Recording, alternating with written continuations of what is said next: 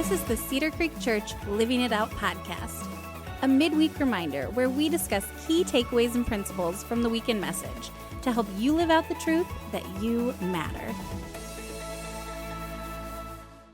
Well, hey, everybody, and welcome to the Living It Out podcast, a weekly podcast to help remind you that you matter and to help you live out that truth throughout the week. My name is Casey, and I am your host today. Today, I am singly, I don't know if the word, only just joined by Marna. It's just Marna and I today, but I'm super excited to be here. Marna, how are you today?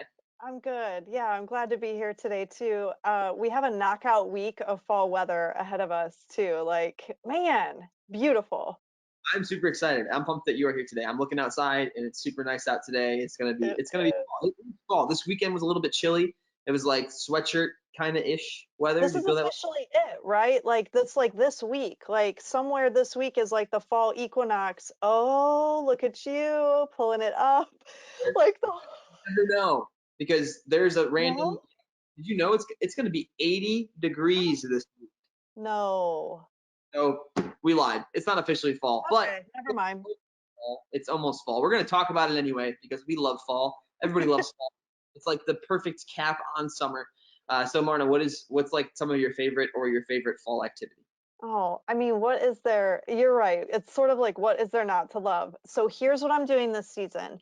I usually just love the, like getting out, doing the whole pumpkin thing, and like we picked apples and whatever. And I'm really trying this year to pay attention to when the leaves change, because I'll go like all of a sudden from like I don't know, it's like I feel like it's overnight, and so I'm this is so like what a big nerd thing to do, but I'm like, okay, every day you're going to try and notice like where the leaves are at. I don't have a field guide, Casey. I'm not like charting it, and now I saw red, which would be totally me too. However, I am just going to try and pay more attention like when I'm driving or when I'm taking a walk, and just kind of take that in a little bit more. So I'm looking forward to paying attention to the leaves actually changing. How's that? How about you? That's great. I feel like that's a great point. Every year it gets to be like, mid to late October or November even, and you're like, when did the leaves turn color? I totally feel that. Good call. I'm looking outside right now and they're still like slightly green. So I think we're still in good space here in Maumee. Well, that's fun. For me, as I think I love fall. It is one of my favorite seasons. I was talking to someone this weekend at the campus that said, I love fall, but I hate what's to follow. And I was like, that's why we love fall. It's because we love where we're at, and some of us don't love the winter. But no, I love, one of the things that I love doing in the fall, one thing is I love to go to my parks. That's a shameless plug. To Olander Park. Wearing a hat with the Olander Park on it. I love it. I borrowed this, quote unquote, from my sister-in-law, Jordan Dorr. So if you're listening, Jordan, shout out to you. But no, I love going to the parks in the fall. They're one of my favorite places to go. I love the metro parks. I love going to Sidecut right down the road from me. Jenna and I will sometimes go to openings. We love parks. But I also, one thing I love to do in the fall is because it's brisk. So I want to have this conversation with you too, because I'm sure every household argues about when to turn the heat on. And I think September's way too early. It's ridiculously too early, right? Yeah. So anyway. I love driving in the car with the windows down in the fall with the heat turned up just a little bit, just enough. I feel like I'm not freezing, but it's just enjoyable, and jam to some music. So if you see me rolling down the street with my music blaring and windows down, happy fall. So you have the heat on and your windows down in the car. A little bit turned on because I love the cold. I'm in a hoodie. Our house is like 64 degrees right now, and I love it. Oh my gosh. For sure. I love that. I love apple orchards and all that stuff too, but that was like the unique thing I was thinking about earlier today as I was driving. I love the straight up impracticality of that, Casey, like with my whole heart. I'm not or save energy or anything. I straight up I like the cold, man. It's great. Super fun. So it is fall, and it's a unique fall, and it's the first fall that we've experienced in the midst of a pandemic. And so this fall looks a lot different for a lot of us in a lot of different ways. And there's election coming up, and that creates a lot of stress as well for so many of us for so many different reasons. And so we're in a series talking about anxiety, specifically talking about the solution to anxiety, or what we all want instead of anxiety, which is we want peace. We've been defining peace in this series as a non-anxious presence. The series is called Finding Peace. And so we've been talking a lot about this verse in John 14:27. It says this. It's Jesus talking to his disciples. He said, I'm leaving you with a gift, peace of mind and heart, and the peace I give is a gift the world cannot give. So don't be troubled or afraid. Ben also talked about perfect peace.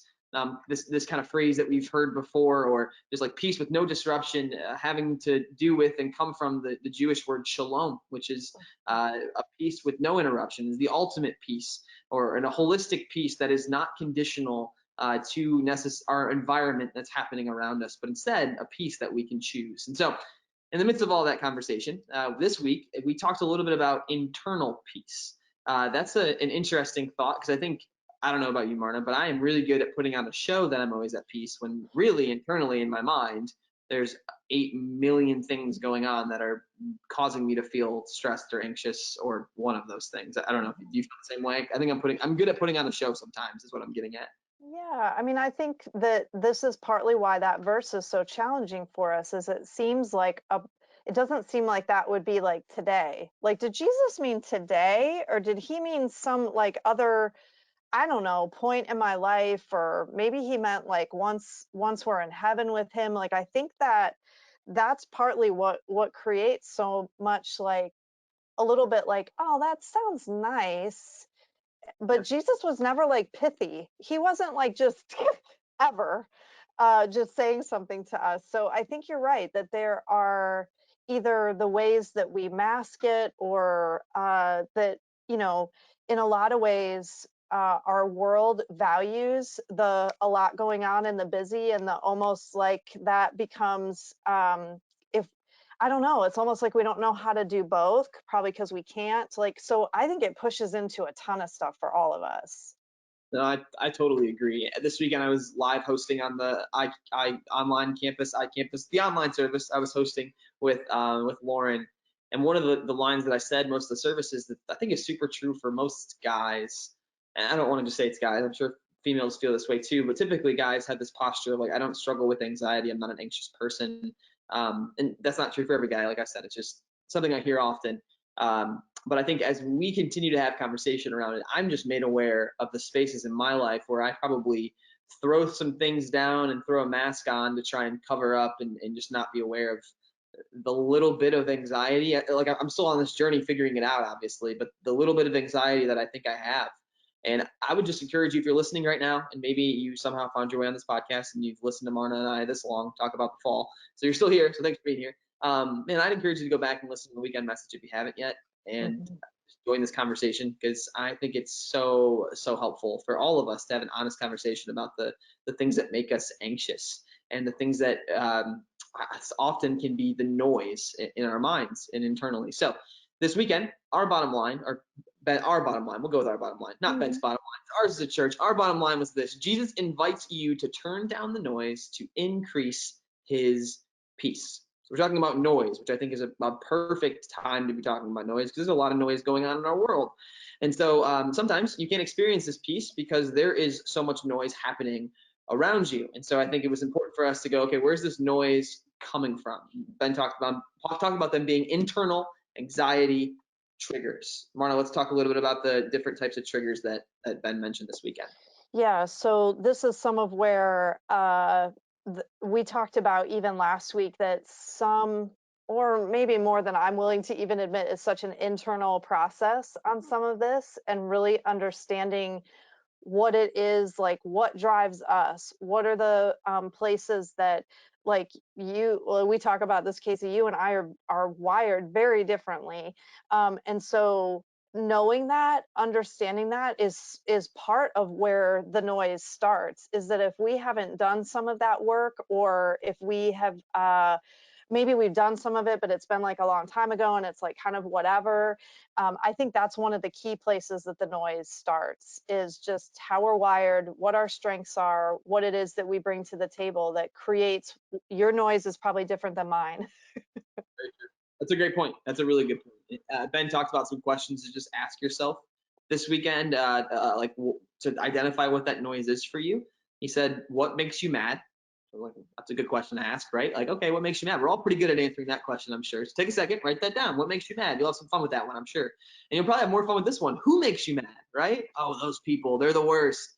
And then the next one is the assumptions that you bring. What assumptions do you bring to the table? Fourth one, how you react to mistakes. Someone does something they shouldn't do around you, or something that you don't think is right. How do you respond? Or post something that you don't think is right, right? That's a mistake.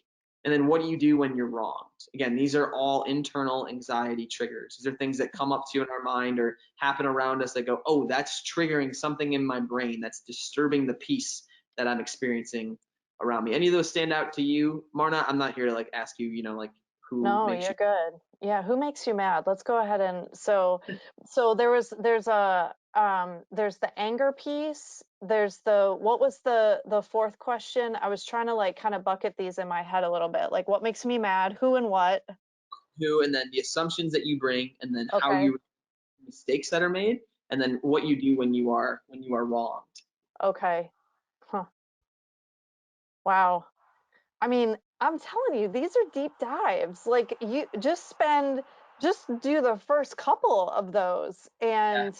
And I think that has been part of I think this happens a lot as parents, that a lot of the stuff that we either can write off when it's with friends, or we figure our coworkers or this or that or whatever, and then all of a sudden you have these little people that are relying on you for everything, and you're like, why am I so mad all the time? Or when they screw up, like, how do I react to it? Like literally, I think that's in part why parenting is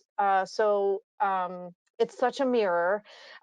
Or anytime that you are mentoring, or when you're in a position where you have influence with others, I think like any of those spots. So if you're not a parent, but you have an opportunity to maybe lead others at work, or when you serve on a team, like anytime you put yourself in a place where you are working with others, leading others, trying to accomplish something with others, that becomes like all this space that you're like, man, we really are all have a lot going on in our heads in the midst of any given day.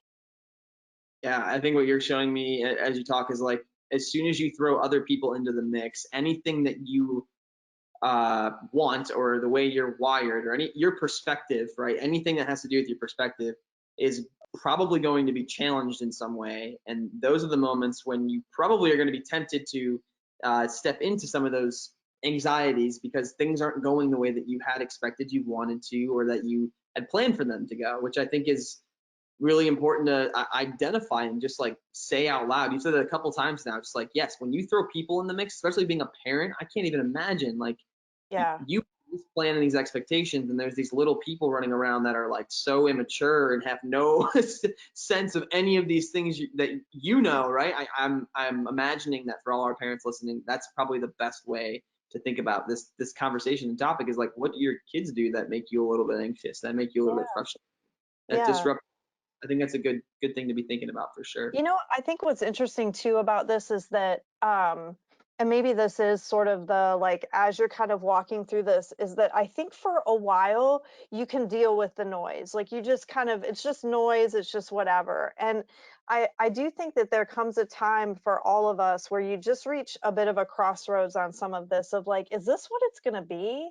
Like, am I just going to be mad and frustrated and I can't listen to other people's, like, what's this all really going to be about? And I know that we talked a little bit about that even too last week, but I do think that that's where this sort of lends itself, is that that's the noise. So if we can identify those places, and I'm not like, it just kind of, I think this happens at different times for different people, but man, I just think about all of that and it's like, woo, it is internal work for sure. It is a lot of work. It's like you really do have to choose peace, and Mhm. it's, yes, it's the only way you're going to achieve it is through God and through the ways that He shows us to find it. But I love in Matthew 16, and Ben mentioned this verse this weekend. But for those of us that want to follow Jesus, here's what He says: if any of you wants to be my follower, you must give up your own way, take up your Mhm. cross, and follow me. And that's just a fancy way of saying, like, get over yourself and follow me, because your life's not about you. And it's like, oh man, rip your heart out and stomp on it. Why don't you? Right? Like that's intense. That's an intense way of saying that. But like you said earlier, like Jesus was a straight shooter and he went straight to the point. And so I think for us, we have to acknowledge that oftentimes our anxiety is fueled by our own desire, want, need not being met in some sort of way, or our Yes. personality clashing with somebody else's, right? And I think that's going to take us into our next kind of conversation here, which is the sources of anxiety. And Yeah. I conversation because it's kind of fun. And Ben mentioned this weekend I thought was super vulnerable space for him to step in, which was so cool. One thing I respect so much about Ben, when I first came on staff at Cedar Creek, I grew up at the church. I left for a little while. I came back and I was invited to Squawk Box. I don't know if people know this, but like we sit around and just pick apart Ben's message. Like this dude's the lead pastor of a church. I would argue probably one of the best communicators in our state. And we pick apart what he says and he goes into it with such humility. And even this weekend for him to look at like, hey, church, here's what I'm good at, and here's where this comes out in a negative way, I think is, man, that's some super vulnerable space to be in. So kudos to you, Ben. Love the way you're leading that. I think our whole church can learn some humility from that in a lot of ways. But with that, though, he talks about how one of those sources of our anxiety can be the shadow of our own strengths. Marna, what does that mean? What does that look like for you? And talk about that a little bit. Yeah, I think this is those questions of the noise is what really starts to dig into some of this for us, because you and I would not answer those questions the same.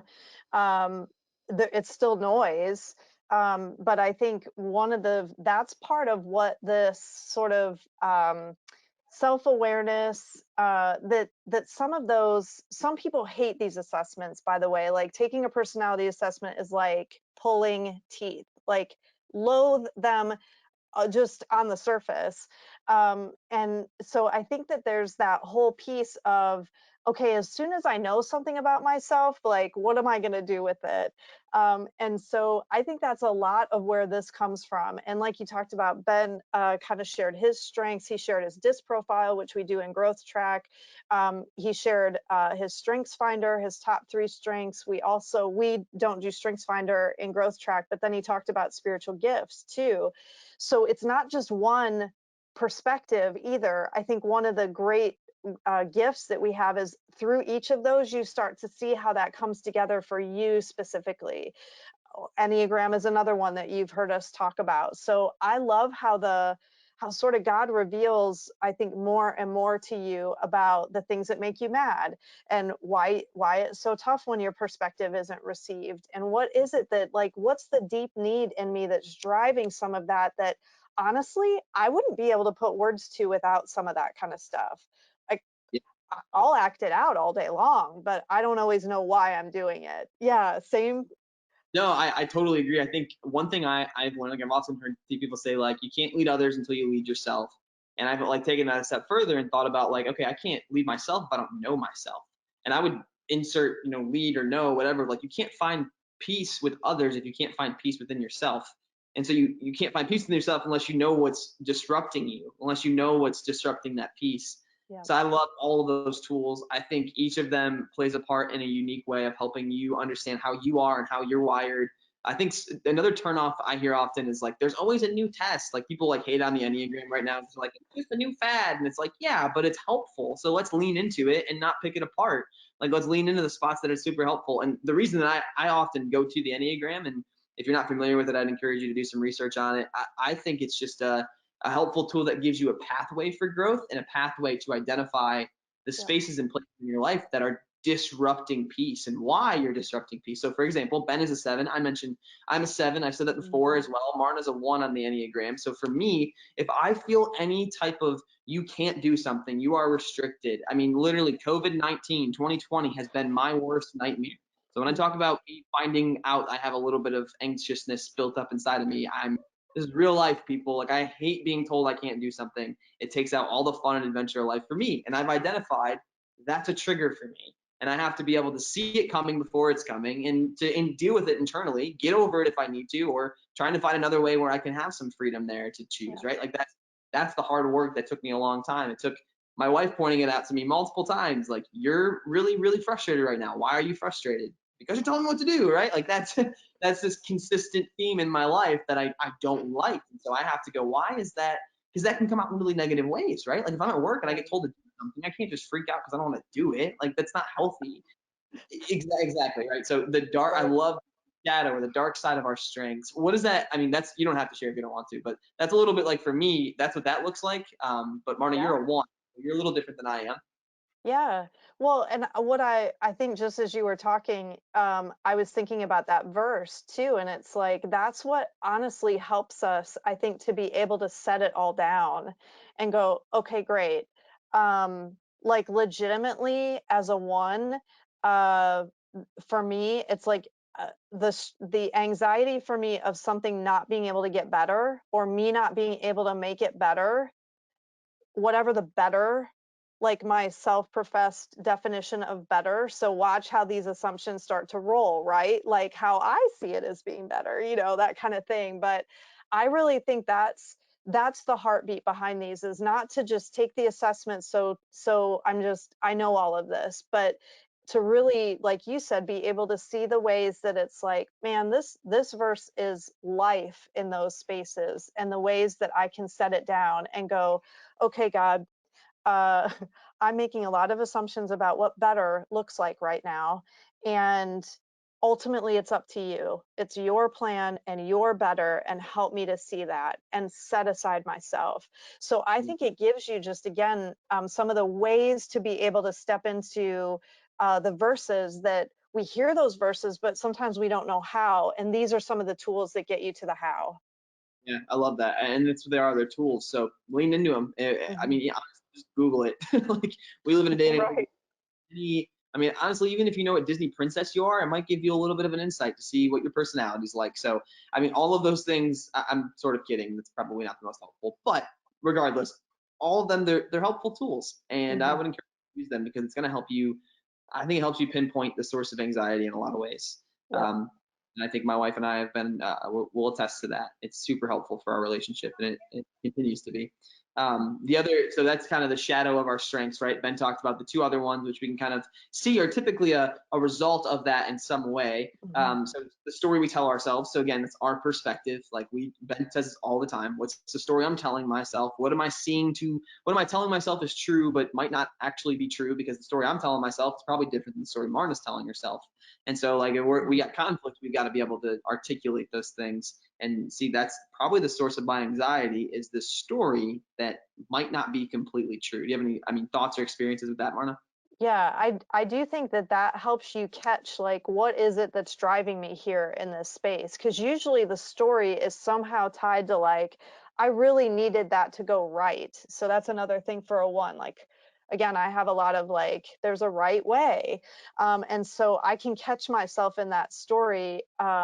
And I'm doing better at this recently. I'm not really sure why, but I'm doing better about this as a mom of teenagers, especially, where I'm really finding myself in space of like, okay, why are you getting so worked up about this? And it's like, well, because something about it doesn't seem right. And I feel myself doing, even physically and it's like, okay, is that really true?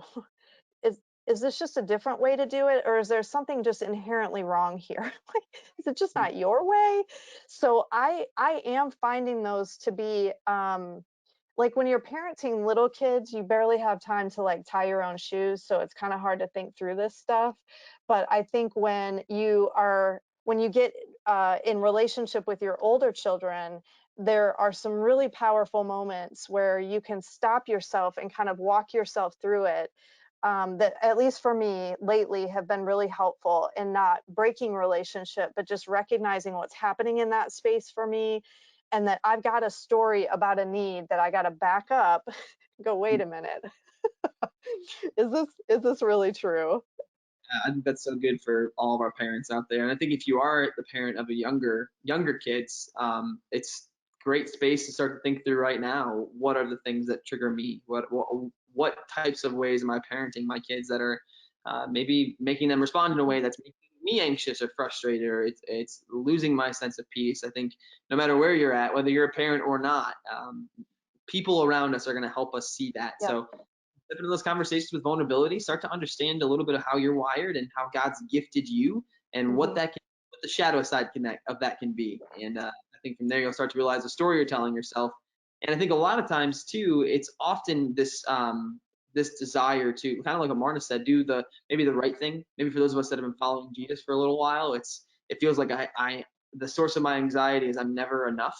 I'm always trying to do more, to read my Bible more, go to church more, serve more, but it still feels like there's that void. And I think for those of you that maybe are feeling that, oh man, you're missing the point. You're missing where peace actually comes from. It's not from striving to be like Jesus. It's just sitting in his presence, just being with him. As we talk about, like, it's not knowing God, it's knowing God, not in our heads, but in our hearts.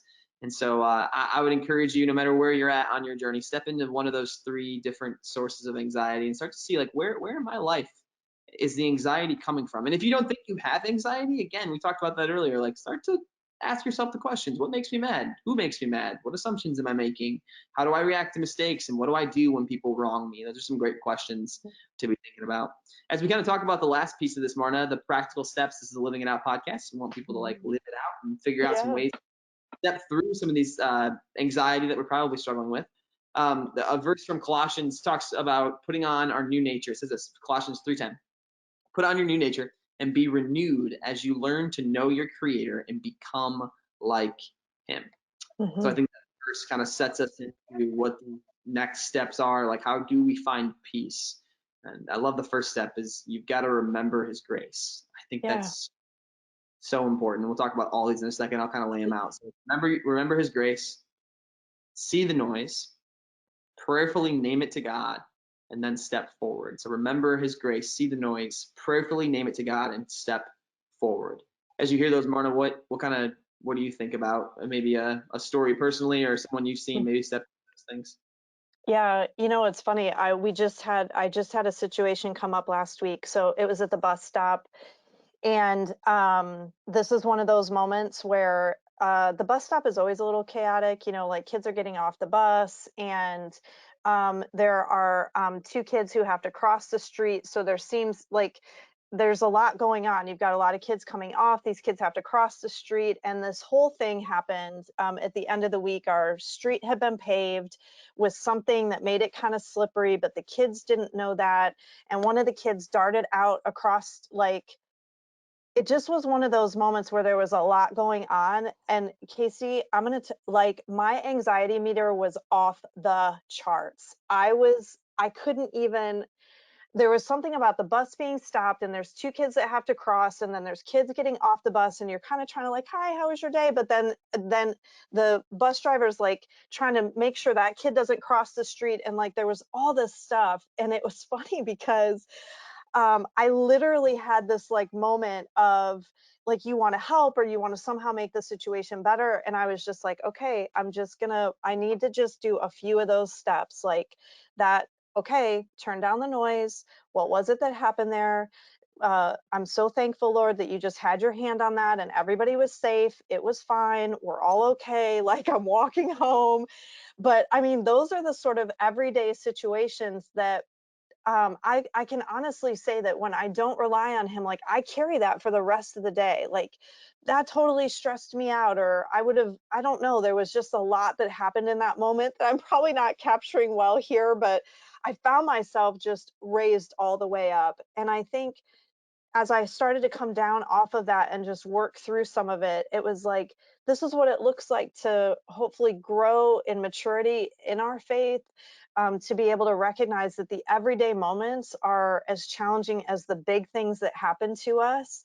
Some of you are dealing with some really big things right now that are not just like, and it's okay. And so, how do we help to do all of that, even in the midst of the really big circumstances? Of continuing to still bring ourselves to that place where we put on our new nature, that God really, he's already done all of it. It's already done for us. And so how do we step into that grace, continue to turn down the noise, prayerfully hand it over to him? Like, those are practices. That doesn't just happen. So that's my super practical bus stop, like, anxiety. I love a couple takeaways from your story. I think even in a practical sense, like, guys, our anxiety is not always a bad thing. Like, Marna's sense of like, there's kids running around and there's a bus in the road, and they're like, that's not a bad thing. Sometimes it's good to have a little bit of awareness around you when there's danger. Like, there's a reason our bodies respond to stimuli the way they do. Like, there's a good part of that. But I think what Marna quickly started to realize is there was nothing she could really do in that moment. Right. And so I think that's the key, is like, if there's nothing you can really do about it that's going to positively affect the situation, and maybe even sometimes when you can, take a step back. Remember, like, you are enough. Like, God has already blessed you, loved you, given you Jesus. Nothing you do is going to make you more right in his favor. He is so in love with you and cares so deeply about you, and your purpose for this life is ingrained in you because you are a human being. Like, that makes you worthy, right? Remember that. That's number one. You got to remember that. If you forget that, the rest of it doesn't matter. And then you have to be able to say, okay, this is what I'm seeing right now. God, help me. I see this. I'm frustrated with it. I'm anxious about it. I'm tired of these posts. I'm tired of seeing that. I hate wearing this mask. I love wearing a mask, and I wish everybody else would. Whatever your feeling or thought is, Right. just talk to God about it, because he wants to hear your frustrations. And then you have to start to figure out what's the best step for me forward. So yeah. I think for everybody listening today, I think for all of us, including myself, there is so much anxiety in our culture right now, and I'm experiencing it in different ways. Mm-hmm. Josh Whitlow, our campus pastor, and I are kind of not laughing, but just talking. We're like, everybody's going through something right now. Like, there is no person who is not going through something. And so we all just have to give each other a little bit of grace right now, and let's take a step in navigating the internal peace that we all want so much. There's a lot of noise going on, so we've got to learn to name it. We got to learn to call it out and start to separate ourselves from it in the best ways that we can. So, Marna, any other thoughts here before we kind of wrap things up? No, I thought that was grace. Maybe it's a lot of grace. That's what I was actually thinking. I was like, wait, Casey, that was really good, and not a little grace. I think we need a lot. Yeah, no, it's totally right. When I say a little grace, it just sounds good when I say it. That's why I say it. If you could just muster a little, yeah. Like a mustard seed, right? There you go. No, but a lot. You're right. You're totally right.